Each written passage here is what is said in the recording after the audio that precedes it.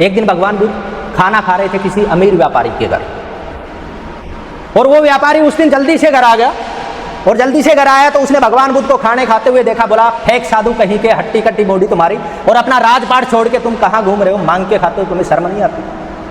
भगवान बुद्ध मुस्कुराए और थोड़े चले। जैसे ही चले वो आदमी और खुंदक खा गया। उस आदमी को और गुस्सा आया, और उसने क्या किया, भगवान बुद्ध कुछ बोले नहीं तो और गुस्सा आया तो उसने भगवान बुद्ध के चेहरे पे थूक दिया। भगवान बुद्ध ने अपने थूक को साफ किया और आगे निकल गए। वो आदमी सारी रात सोया नहीं, और सुबह उसकी पत्नी बोली, आपने गलत किया, वो बहुत बड़े सन्यासी थे, आपने उसके चेहरे पे थूक के बहुत बड़ी गलती की है, वो बहुत बड़े सन्यासी थे। तो वो व्यापारी माफ़ी मांगने के लिए निकला। भगवान बुद्ध जब मेडिटेशन पे बैठते थे, शेर, हाथी, चीता, जेब्रा, जिराफ, मंकी एक दूसरे को कोई नुकसान नहीं पहुंचाते थे। हकीकत है, ये कोई बनावटी नहीं है, कोई कला नहीं है, हकीकत है, एक दूसरे को हानि नहीं पहुंचाते। और जब वो अपने शिष्यों के साथ बैठे हुए थे तो वो व्यापारी ने जाके कहा, भगवान बुद्ध मुझे माफ़ करें। बोला, मैं किस बात की माफ़ी दूँ आपको, मैं माफ़ नहीं कर सकता। सभी शिष्य हैरान, यार भगवान तो बड़े दयालु और आज इसको माफ़ करने से कैसे मना कर रहे हैं। उस आदमी ने फिर कहा, भगवान माफ़ करिए, मुझसे गलती हुई है।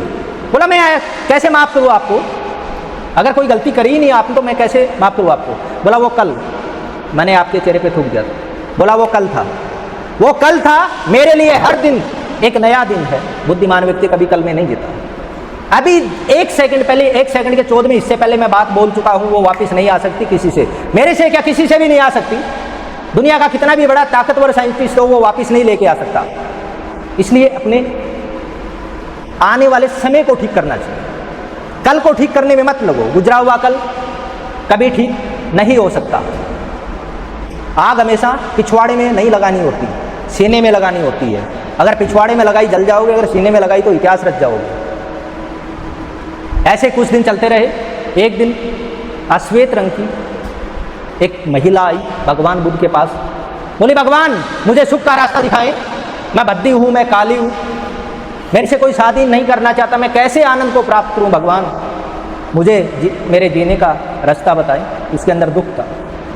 तो भगवान बुद्ध ने कहा, जरूर बताएंगे, इसके लिए आपको मेरा एक काम करना होगा। बोले, क्यों भगवान, दो करूँगी एक क्यों नहीं। बोला, जाओ ऐसे आदमी को लेके आओ सृष्टि से जो जिसके जीवन में कोई दुख ना हो। बोली, मैं अभी लेके आई, अपने जहाँ किसान के काम करती हूँ उसको अभी लेके आई। वो दौड़ी गई किसान के पास और किसान पे जाके बोली, हे किसान, आपको भगवान बुद्ध के पास चलना है, और भगवान बुद्ध ने बुलाया जिस आदमी के जीवन में कोई दुख ना हो उसको मेरे पास लेके आए। किसान ने कहा, देवी मैं नहीं जा सकता, मुझे माफ़ करें, मैं तो दुखी हूँ।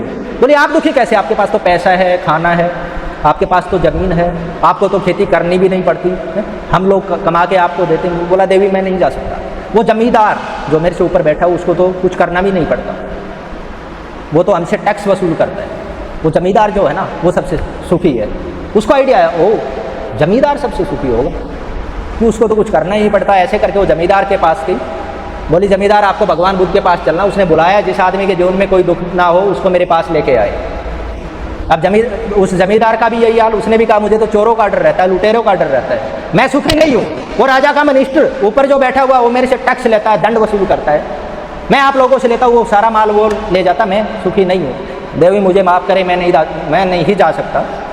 और वो राजा का जो मिनिस्टर उसको तो कुछ करना भी नहीं पड़ता। उसने सोचा, ओ राजा का मिनिस्टर है, वो सुखी मिलेगा, उसको तो कुछ करना ही पड़ता, सबसे ऊपर है वो राजा के मिनिस्टर के पास गई और ऐसे ऐसे करके मिनिस्टर को बात बताई। तो उसने भी मना कर दिया। बोला, मैं राजा के साथ जुड़ा हुआ, मेरी कोई छुट्टी नहीं है, 365 दिन मेरे को काम करना पड़ रहा है, मैं देवी नहीं जा सकता, जनता का गुस्सा मेरे पे फूट रहा है और राजा के ऑर्डर पे मुझे चलना पड़ रहा है, मैं नहीं जा सकता, देवी मुझे माफ़ करें। अब वो राजा है, उसको तो कोई बोलने वाला नहीं है, कोई ऑर्डर देने वाला नहीं है। उसने सोचा, वो राजा से उसको ऊपर कुछ है ही नहीं, राजा जरूर सुखी मिलेंगे, तो राजा को भगवान बुद्ध के पास लेके चलते हैं और मेरे को भगवान बुद्ध जीने की कला बताएंगे अच्छे से। तो वो राजा के पास गई तो राजा का भी यही हाल। राजा ने कहा, बाजार जाने को अकेले को मन करता, नहीं जा सकता, क्या करूं, जनता का गुस्सा फूटता है मेरे ऊपर, मेरे दुश्मन मेरे घर में रहते हैं, पता नहीं मेरे को कब मार दें, जनता को मुझे जवाब देना पड़ता है। अकेला बाजार घूमने की कोशिश करता हूँ लेकिन आसपास काफ़ी लोग रहते हैं, अकेला सोने की कोशिश करता हूँ लेकिन आसपास काफ़ी लोग सोते हैं, देवी माफ़ करें, मैं नहीं जा सकता। ऐसे करके वही औरत भगवान बुद्ध के पास आई और ऐसे ऐसे करके सारी कहानी भगवान बुद्ध को उसने सुनाई। भगवान बुद्ध ने कहा, happiness is it not outside in, खुशी बाहर नहीं है, इट इज इनसाइड आउट। भाई ढूंढोगे तो यहाँ पे है खुशी, यहीं से आप खुशी को बाहर निकाल सकते हैं। बाहर ढूंढने का प्रयत्न ना करें, मैं बार बार कह रहा हूँ। खुशी बाहर खुशी नहीं है। कोई भी व्यक्ति बाहर खुशी ढूंढने की, नशे में खुशी ढूंढने की या कोई किसी और चीज़ में आनंद प्राप्त करके खुशी ढूंढने की कोशिश ना करे। बाहर खुशी नहीं है। रही दुखों की बात, युक्त हार, युक्त विहार, युक्त चेष्टा, युक्त सौपन, ठीक खाना, ठीक सोना, ठीक उठना और सही काम करना, इनको रेगुलेट कर लेंगे, कम ज़्यादा नहीं होने देंगे, जीवन के अंदर दुख नहीं आएगा। कम खाओगे तो भी दुख होगा, ज़्यादा खाओगे तो भी दुख, ज़्यादा सोओगे तो भी दुख, कम सोए तो भी दुख, ज़्यादा काम करोगे तो भी दुख, कम काम करोगे तो भी दुख। इसलिए अपने आप को रेगुलेट करना है। रेगुलेट किसको करना है? सेंस को करना है। आँख, नाक, जीवा, कान, त्वचा, इस माइंड को, यहाँ जो हमारा मन, सबकॉन्शियस माइंड जिसे मन बोलते हैं, इसको 5 द्वारों से ही कंट्रोल किया गया है। यहीं से सारा डाटा अंदर प्रवेश करता है। इसका स्विच परमानेंट ऑन है। ये जहाँ भी जाएगा पूरी इंफॉर्मेशन उठाता रहता है और गलत चीज़ की तरफ अपने आप जाएगा, डिफिकल्टी की तरफ अपने आप जाएगा, लेकिन पॉसिबिलिटी निकालनी पड़ेगी। दुख अपने आप आएगा जीवन में, कोशिश नहीं करनी, अपने आप आता है, लेकिन सुख ढूंढना पड़ता है, हमें निकालना पड़ता है। ऐसे चलते चलते काफ़ी दिन चले तो एक भगवान बुद्ध के पास एक व्यापारी आया चल के और भगवान बुद्ध के सामने आके रोने लगा। बोला, हे भगवान बुद्ध, मुझे कोई रास्ता बताए। बोला, मैं इतना अमीर व्यापारी हुआ करता था और मेरे एक बचपन के दोस्त ने मेरे से मदद मांगी थी और मैंने उसकी मदद भी की और वो आज इतना बड़ा व्यापारी होता जा रहा है, मैं छोटा होता जा रहा हूँ, वो और बढ़ता जा रहा है, मैं और नीचे होता जा रहा हूँ। हे भगवान बुद्ध, मुझे रास्ता बताएं, मैं कैसे मेरी जीविका को चलाऊँ। और वो जिसकी मैंने गुर्बत में जिसकी मदद करी थी वो तो बहुत बड़ा मालिक बनता जा रहा। भगवान बुद्ध ने कहा, क्या तुमने उससे जाके मदद मांगी? बोला, मैं अपने आप को मदद मांग के छोटा नहीं करना चाहता। भगवान बुद्ध ने कहा, यही गलती है तुम्हारी।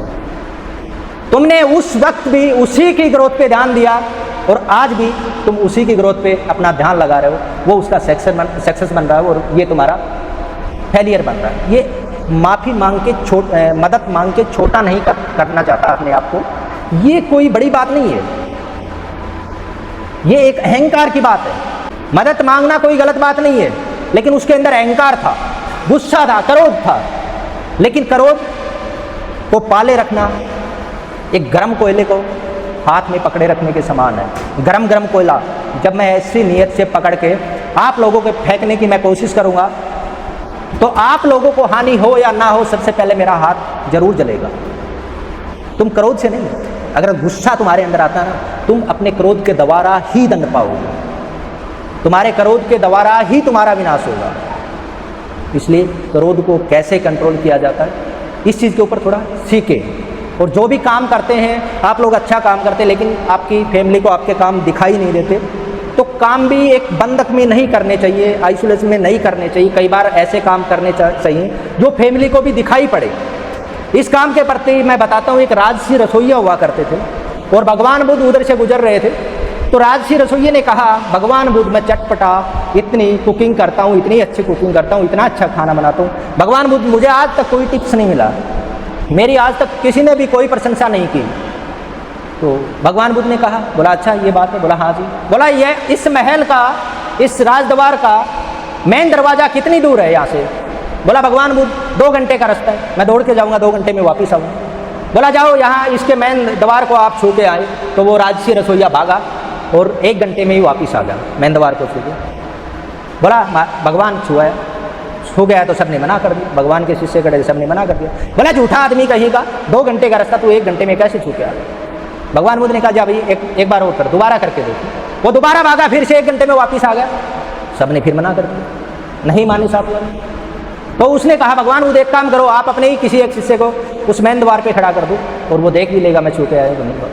वो तीसरी बार जब गया राजसी रसोइया भाग के, 1 घंटे में फिर वापस आया और उस भगवान बुद्ध के शिष्य ने कन्फर्म भी कर दिया, भाई इसने मेन द्वार को छुआ था।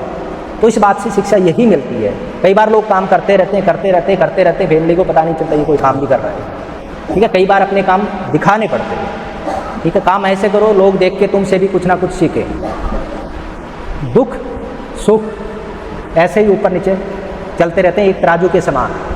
ज़्यादा भगवान ने जो, कुदरत ने जो जीन दिए, कोई नहीं बदल सकता, कोई भी नहीं बदल सकता और ना ही कोई बदलता है।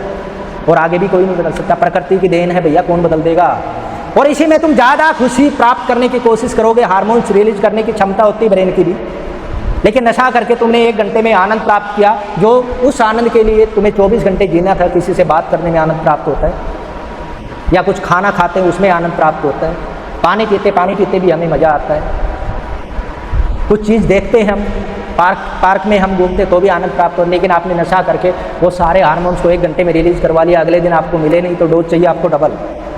जैसे आपने डबल डोज लगाई तो वो तुरंत हार्मोन रिलीज किए दिमाग में, और भाई कुछ ना कुछ मामला गड़बड़ चल रहा है। ये तुरंत फटाफट ऐसे आप डबल से 4 गुना आप डोज करते हैं, ऐसे ऐसे चलते चलते वो हार्मोन्स की जो फैक्ट्री है वो बंद हो जाती है।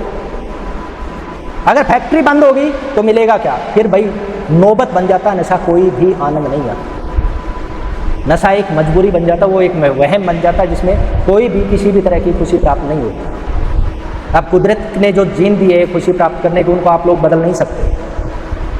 जिस व्यक्ति के मन की इच्छा है, उसने कहा ये चीज़ मुझे मिल जाए तो मुझे बहुत खुशी होगी, भैया 10-15 मिनट से ज़्यादा कोई नहीं रह सकता। वही लेवल आना है, वही का वही लेवल आना है। और जीवन जीने के लिए ये लेवल भी जरूरी है।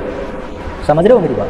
जिंदगी जीने के लिए लेवल भी जरूरी है। अगर हैप्पीनेस ऊपर रही तो लोग पागल कहने लगेंगे, और पागल बन भी जाता है। समझ रहे हो? ये तराजू है, चलना चाहिए। कभी डिप्रेशन गया कोई बात नहीं, ये नॉर्मल है, सब में जाता है, मेरे अंदर भी होता है, हर किसी के अंदर होता है। हैप्पीनेस आई अच्छी बात है, पता चलता है नहीं, डिप्रेशन से हैप्पीनेस में जाते हैं हमें पता चलता है।